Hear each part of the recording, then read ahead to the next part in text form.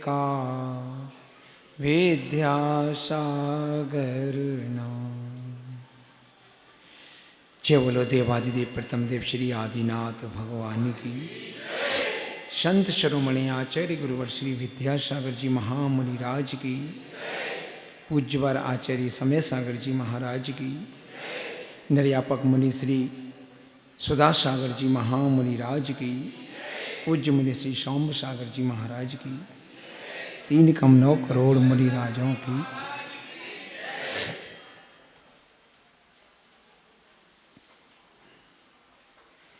अपन सब लोग अपने जीवन को अच्छा बनाने के लिए यहाँ आए हैं। हम अपने जीवन को अच्छा कैसे बनाएं?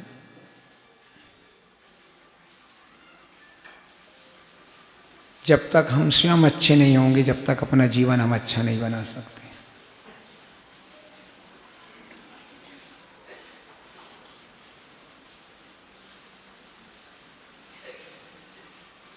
एक शहर में, एक मोहल्ले में 2 परिवार रहते थे। एक परिवार में स्वर्ग जैसा माहौल है और दूसरे परिवार में नरक जैसा माहौल है।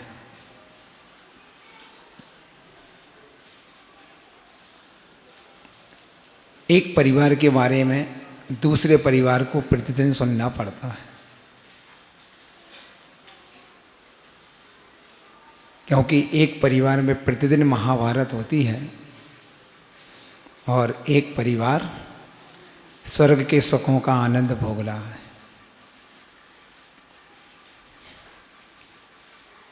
कभी कभी कलह प्रिय पड़ोसी भी हुआ करते हैं, जिनसे पड़ोसी की शांति या पड़ोसी का स्वर्गपना देखा नहीं जाता, क्योंकि पड़ोसी के घर के बार बार टोंचना मिलते रहते थे कि तुमने घर में महाभारत कर रखी है, और पड़ोसी के घर से अगर सुई भी गिरती है तो उसकी भी आवाज़ आती है, इतनी शांति रहती है। और आप लोग 24 घंटे मात्र 2 हैं, फिर भी ऐसा लगता है कि 200 लोगों की किलकिल हो रही हो।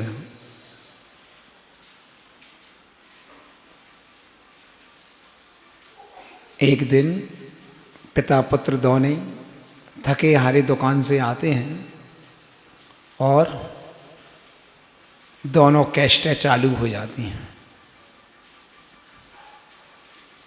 तंग आके पिता पुत्र दोनों ने कहा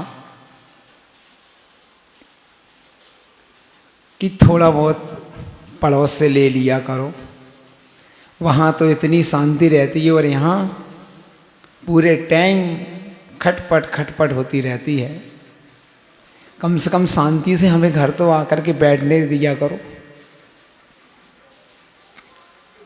पड़ोसी से कुछ सीखो। हम तो नहीं सीखेंगे, हम पड़ोसी को ही सिखा के आएंगे कल। और दोनों ने ठान ली,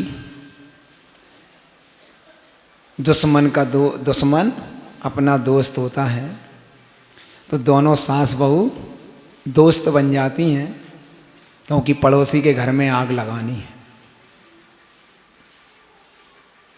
सुबह ने, अभी तक तो एक एक काम के लिए दोनों में महाभारत होती थी, मगर आज दोनों ने मिलके काम किया। क्यों? क्योंकि पड़ोसी के घर में महाभारत करनी है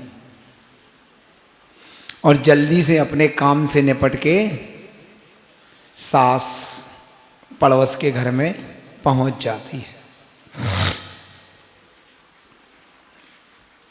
अब कोई आएगा तो सम्मान तो देना पड़ता है, बिठालना भी पड़ता है।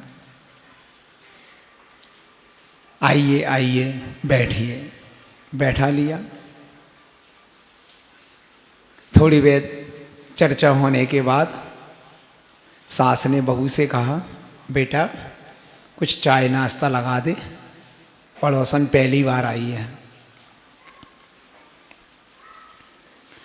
बहू ने जाके नाश्ता लगा दिया, नाश्ता हो रहा है और उसी बीच में बहू चाय बनाने जाती है। अब चाय बना के जब वो लेकर के आने के लिए होती है, उसी बीच मौका देख करके पड़ोसन ने पूछ लिया कि बताओ आप अपनी बेटी में और बहू में क्या अंतर समझती हो। सास थोड़ी स्वाध्यायशील थी तो उसने अच्छा घुमा फिरा करके जवाब दिया। क्या दिया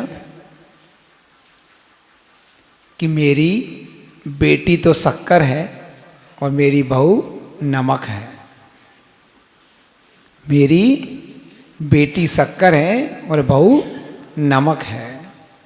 बस ये शब्द बहू के कान में पहुंच गए और चेहरा थोड़ा सा बदल गया। पड़ोसन ने समझ लिया कि काम बन गया। घी में अंगरा डाल मलनिया दूर खड़ी। पड़ोसन खुश हो गई, काम बन गया अपना तो। और चाय पी और फुर्ती से खिसक लिया क्योंकि काम हो गया। अब बहू जैसी पड़ोसन गई कि बहू जाकर के अपने कमरे में कोप भवन में जाके पहुंच गई। अभी तक को दोनों मिलके शाम का भोजन बनता था, मगर आज बहू उठ के नहीं आई, सास को ही भोजन बनाना पड़ा।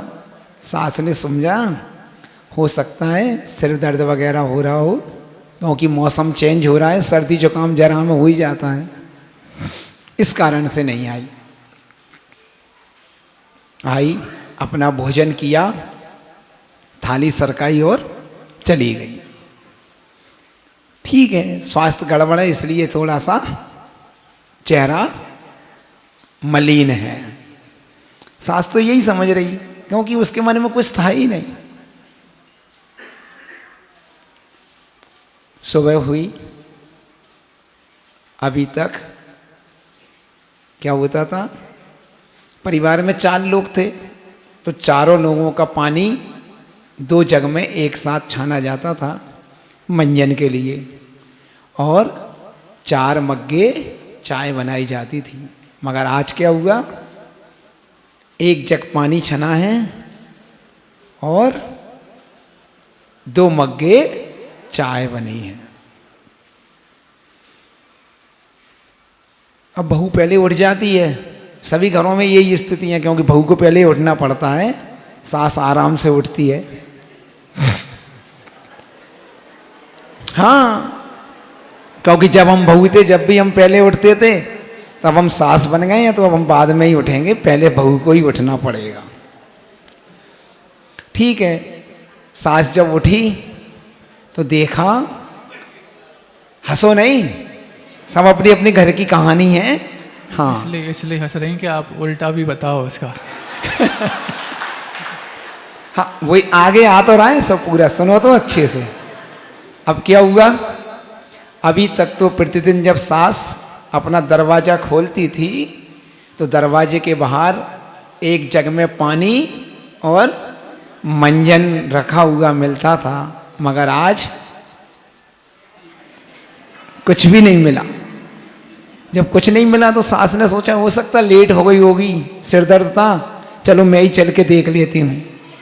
और जब चौके में जाके देखा तो 1 जग में पानी छना है मात्र और 2 मग्गे चाय बनी है, और ले जा करके दोनों चीजें उठा के जाने लगती है। अब समझ में आई सास की कि स्वास्थ्य गड़बड़ नहीं है, माइंड गड़बड़ है। क्या गड़बड़ है? माइंड गड़बड़ है। अब पकड़ लिया हाथ, रख नीचे। अब अपनी सांस गिरी चालू, रख नीचे, रख दिया, क्योंकि बड़ों की बात तो मानना पड़ता है। क्या हो गया? कुछ नहीं। कुछ तो हुआ है? कुछ नहीं हुआ। बता रही कि नहीं बता रही? क्या हुआ? कुछ नहीं हुआ। अच्छे से बता दे क्या हो गया। कल आपने क्या कहा था? क्या कहा था पड़ोसन के सामने? क्या कहा था? मुझे ध्यान ही नहीं है क्या कहा था मैंने। अच्छा, मैं रात दिन सेवा कर करके परेशान हूं, और आपने क्या कहा पड़ोसन से? कि भाऊ नमक है और दीदी शक्कर है। मैंने तो आज तक मां में और आप में अंतर नहीं समझा, मगर सही कहते हैं लोग कि सास की कितनी सेवा करो मगर सास सास ही रहती है, कभी मां नहीं बन सकती। अच्छा, ये बात है। अरे पगली, ना वो पड़ोसन समझी और ना तू समझी। क्या? हाँ, ना पड़ोसन समझी कि मेरा मतलब कहने का क्या था, और ना तू समझ पाई, इसलिए तूने ये अपना डलिया भरा चेहरा बना रखा है। क्या मतलब था आपका कहने का? अच्छा, एक बात बता, अपन दोनों लोग चौके में काम करते हैं। वो आज की बात नहीं है, पुरानी बात है। आजकल तो आपके घरों में प्रतिदिन मिठाइयाँ और नमकीन बनते रहते हैं, मगर उस घर में महीनों 15 दिन में एक आध दिन मिठाई बनती थी। तो सास ने कहा, अच्छा एक बात बता, अपने घर में मीठा कितने दिन बाद बनता है? उसने कहा 15-20 दिन बाद एक दिन मीठा बनता है। अच्छा, और चौके में बिगर नमक के एक दिन भी नहीं चलता बिगर नमक के अपना। तो बस मैंने यही तो कहा था कि मेरी बहू नमक है और मेरी बेटी शक्कर है, कि जैसे चौके में नमक के बिना एक दिन भी नहीं रहा जाता और शक्कर के बिन तो 15-15, 20-20 दिन निकल जाते हैं, वैसे ही मेरी बहू, मैं अपने बहू के बगैर 1 मिनट भी नहीं रह सकती। बेटी तो साल 6 महीने में एक आध बार आती है। बस ये सुनना था, मुझसे गलती हो गई, मैंने गलत समझ लिया और चरणों में गिर जाती है। और सास क्या करती है? उठा के अपने गले से लगा देती है कि बेटा आज तो गलत समझ लिया, कभी भी गलत अब नहीं समझना। अब पड़ोसन बेचैन, मैंने इतना अच्छा काम किया था मगर इस घर में तो कोई अंतर ही नहीं पड़ा। तो यदि हम अच्छे हैं तो सारा संसार अच्छा है, और यदि हम बुरे हैं तो सारा संसार बुरा है। बस छोटी छोटी सी बातों को अगर समझने की बुद्धि लगा लें तो हम भी अपने घर को स्वर्ग बना सकते हैं। हमें अपने घर को स्वर्ग बनाने का प्रयास करना है। बोलो आचार्य गुरुवर श्री विद्यासागर जी महामुनि राज की। हेलो, मैं पूज्य गुरुवर के चरण